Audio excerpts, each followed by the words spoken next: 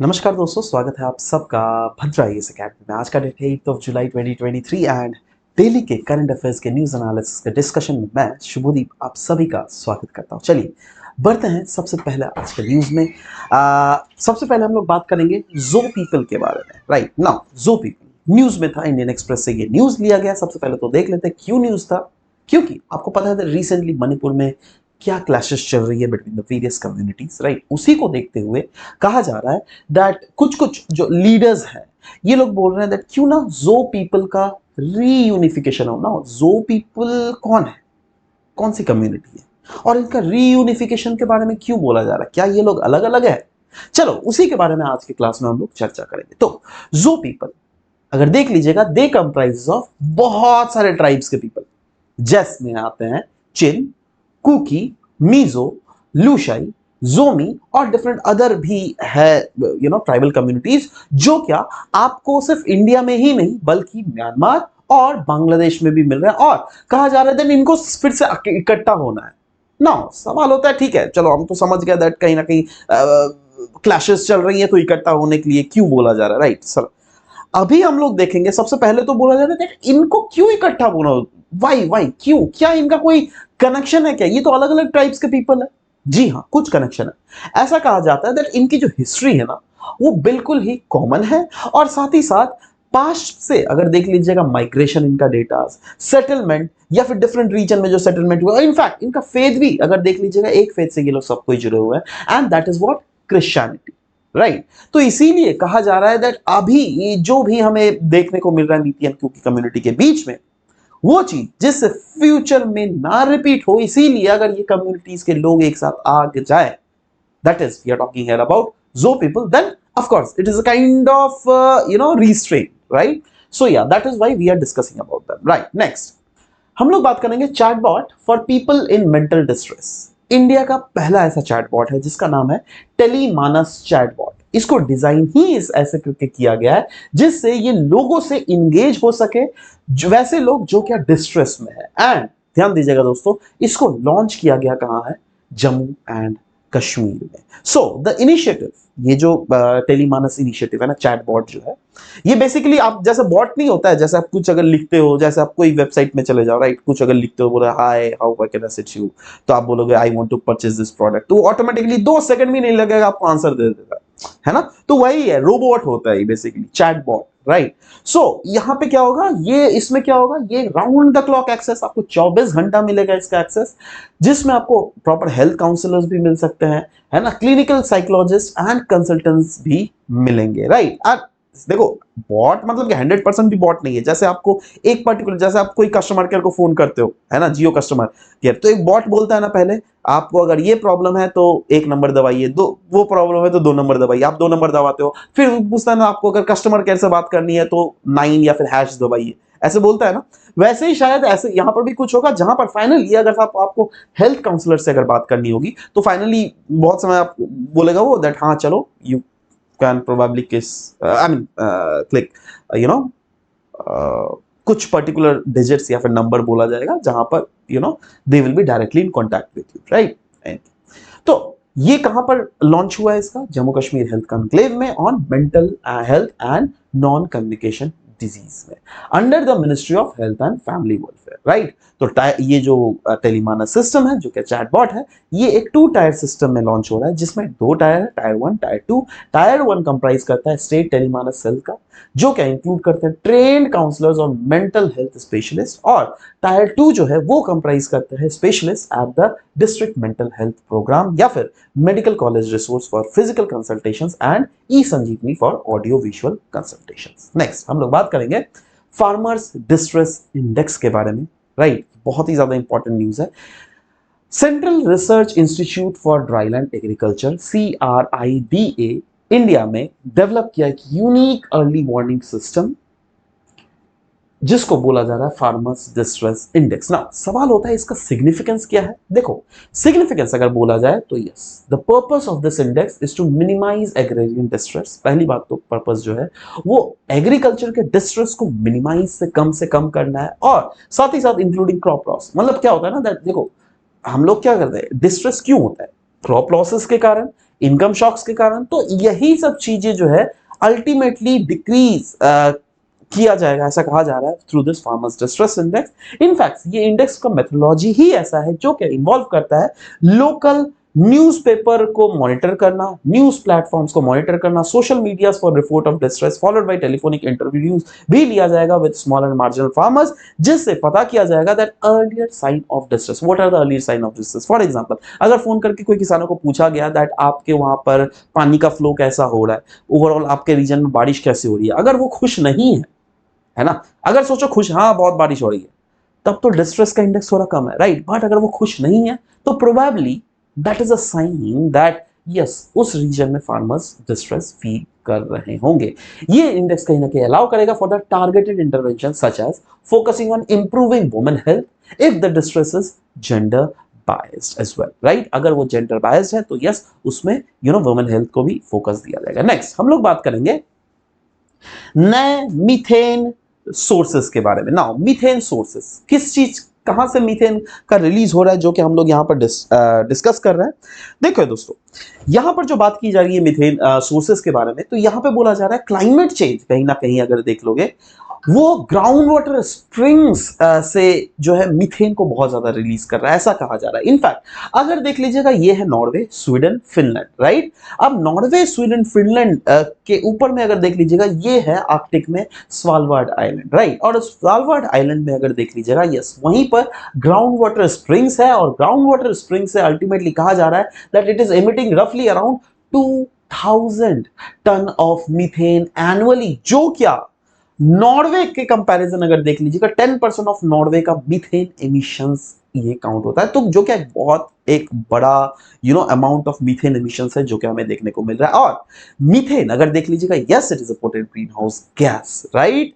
सो yes जब है तो ultimately we should be taking care of it in future. Next is microplastics. Microplastics बहुत ज्यादा न्यूज में इसलिए है क्योंकि एक रिपोर्ट लाया गया by food and agriculture organisation जो कि हाईलाइट कर रही है सिग्निफिकेंट इंपैक्ट ऑफ माइक्रोप्लास्टिक्स या फिर nano particles on human and animal gut, right. क्योंकि देखो अल्टीमेटली क्या होना, माइक्रोप्लास्टिक्स अगर हो तो माइक्रोप्लास्टिक्स को कौन खाता है, मछलियां, मछलियों को खाता है इंसान, राइट। तो इनडायरेक्टली वो इंसान में भी घुस सकता है। That is why microplastics are basic cause of concern. So microplastics होती क्या है, ये बेसिकली नॉर्मल प्लास्टिक्स होता है ना, वही अगर छोटा छोटा हो जाए तो वो माइक्रोप्लास्टिक्स, बेसिकली 5 mm से अगर कम अगर छोटा साइज का हो जाए तब उसको हम माइक्रोप्लास्टिक्स बोलेंगे, जो कि अफेक्ट करता है सॉइल माइक्रो ऑर्गेनिज्म, और ये इसका पोटेंशियल है दैट ये फूड चेन में भी इंटर कर सकता है। एविडेंसेस ये सजेस्ट कर रहे हैं that these plastics have been found in human lung tissues, placenta, stool, blood and different other aspects as well, जहां पर भी हमें ये देखने को मिल रहा है। माइक्रोप्लास्टिक्स की वही बोला जा रहा है दैट यही प्लास्टिक्स बोतल ही अल्टीमेटली माइक्रोप्लास्टिक्स में कन्वर्ट करता है, और इस माइक्रोप्लास्टिक्स को ही कंज्यूम किया जाता है अल्टीमेटली मछलियों के द्वारा, और इस मछली को ही कंज्यूम किया जाता है, आप और हम जैसे लोग जो है इसको कंज्यूम करते हैं। तो इनडायरेक्टली ये घुस जाता है फूड चेन में।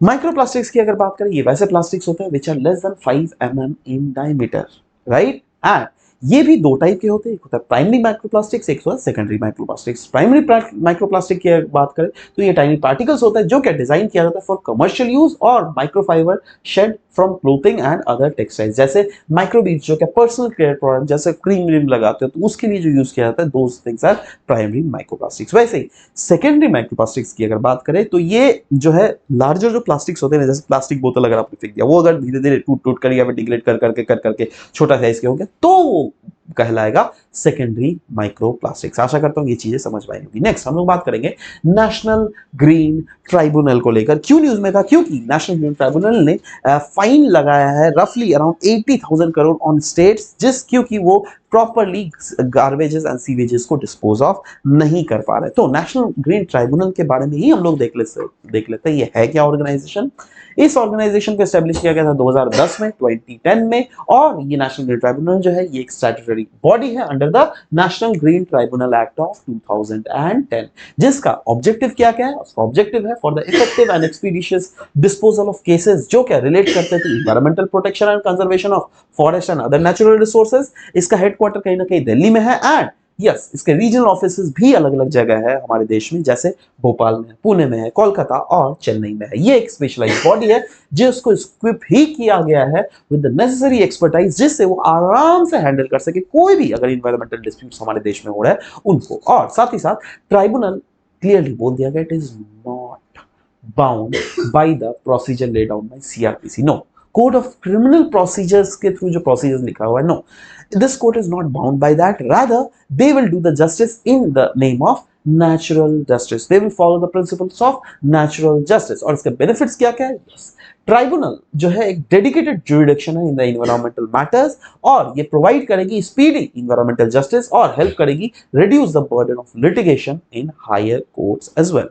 नेक्स्ट हम लोग बात करेंगे ग्रामोदय विकास योजना के बारे में, क्योंकि ये जो न्यूज इसलिए था कि yes of course this was programme was organised under Khadi village industrial commission, micro of course जो कि ministry of micro small and medium enterprises के अंदर आती है। एंड ये जो ग्रामोदय विकास योजना है इसके ऑब्जेक्टिव्स के बारे में डिस्कस करेंगे। ये असिस्ट और डेवलप करता है अगरबत्ती इंडस्ट्री को, जिससे हमारे आर्टिशंस को हेल्प मिल सके, राइट।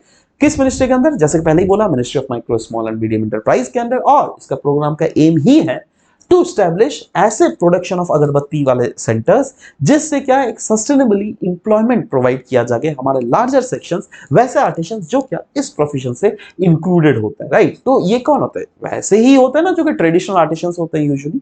एंड कैसे किया जाएगा? By providing them with regular employment and the increase in their wages. इससे उनके वेजेस को भी इंक्रीज किया जाएगा। कंपोनेंट्स अगर देख लीजिएगा ग्रामोदय विकास योजना का, यस, किस इस सेक्टर में कोई भी सेक्टर हो, जैसे यहाँ पे अगरबत्ती की ही बात की जा रही है, तो यस उस सेक्टर में रिसर्च और डेवलपमेंट और प्रोडक्ट इनोवेशंस के सेक्टर में काम की जाएगी। साथ ही साथ कैपेसिटी बिल्डिंग किया जाएगा for staffs as well as artisans, और मार्केटिंग एंड पब्लिसिटीज में भी जैसे अगरबत्ती कम्युनिटी के बारे में बात किया जा रहा है तो उसको हेल्प आउट किया जाएगा, जिससे of course they can sell their product at a larger angle, right. Now khadi and village industries commission KVIC के बारे में भी हम लोग डिस्कस कर लेते हैं यहाँ पर। ये एक स्टैट्यूटरी ऑर्गेनाइजेशन है, स्टैट्यूटरी बॉडी है जिसको स्टैब्लिश किया गया था under the khadi village industrial commission act of 1956। और इसके ऑब्जेक्टिव्स क्या क्या है, उन ऑब्जेक्टिव्स को देखते हैं। इनका ऑब्जेक्टिव मेनली है दैट कैसे एम्प्लॉयमेंट को बूस्टअप किया जा सके हमारे कंट्री में, और प्रमोट किया जा सके, दैट प्रमोशन किया जा सके सेल ऑफ खादी आर्टिकल्स। यही नहीं, केटर करना to the self reliance doctrine of the country, जिससे हम एम्पावर कर सके फ्यूचर में अंडर प्रिविलेज और rural sections of the society को। यही नहीं, फंक्शंस अगर KVIC का देख लीजिए, it is charge with the planning, promotion, organisation and implementation of programme, जिससे डेवलप किया जा सके Khadi village and other village industries को रूरल एरियाज में। और साथ ही साथ ये मिनिस्ट्री के अंडर जो लाई करती है वो तो पहले ही हमने बता दिया, ministry of micro small and medium enterprises के अंडर ये हमें लाई करते हुए दिखती है। तो इसी के साथ ये चीजें समाप्त होती है। बट एक बार अगर मैं आपको पूरा रिविजन कर दूं दैट ओवरऑल हम लोगों ने आज के सेशंस में क्या क्या यहाँ पे डिस्कस किए। सबसे पहले हम लोगों ने जो पीपल के बारे में डिस्कस किए, जो क्या बोल रहे हैं दैट हाँ हमें एक साथ आना है on account of the violence that are being observed in Manipur. और ये जो पीपल कौन कौन से, चिन, कुकी, मिजो, लुशाई, जोमी और डिफरेंट अदर कम्युनिटीज के लोग जो एक साथ आने की बात की जा रही है। Chatbot for the mental distress जिसका नाम है टेलीमानस चैटबॉट, वो जम्मू कश्मीर में रिसेंटली लॉन्च हुआ है, जिसके ऑफकोर्स अलग अलग फायदे हैं जो कि हम लोगों ने डिस्कस भी किया।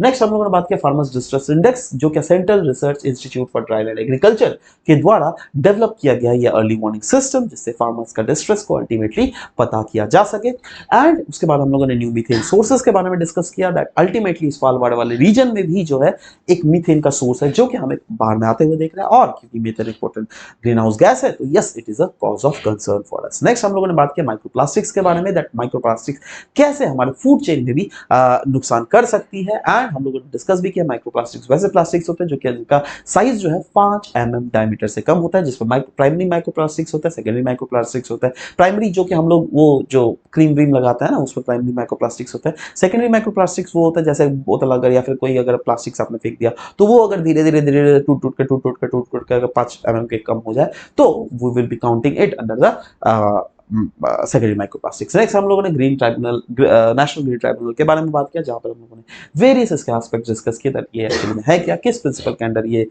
जस्टिस प्रोवाइड करती है। यस, नेचुरल जस्टिस के अंडर ये जस्टिस प्रोवाइड करती है, और अदर हम लोगों ने बेनिफिट्स डिस्कस किए। ग्रामोदय विकास योजना के बारे में डिस्कस किया दैट ये जो ऑर्गेनाइज किया गया केवीआईसी के अंडर, जो कि of course ministry of micro small and medium enterprises के अंडर आती है। इसका ऑब्जेक्टिव्स डिस्कस किए, क्या क्या कंपोनेंट्स है इस योजना के वो डिस्कस किया, और finally khadi Vikas, khadi and village industrial commission के बारे में भी हम लोगों ने प्रॉपर आज के सेशंस में यहाँ पर डिस्कस किया। आशा करता हूँ कि चीजों को आपको प्रॉपर्ली समझ में आया होगा, एंड अगर समझ में आया होगा तो yes, you can hit a like button, and as well as the fact that you can share these all videos with other aspirants whosoever are preparing for this very papers, right? So with this guys, we are concluding this very session here. मिलते हैं next session में. Till then, bye bye, take care, and thank you for listening to the video. Thank you very much.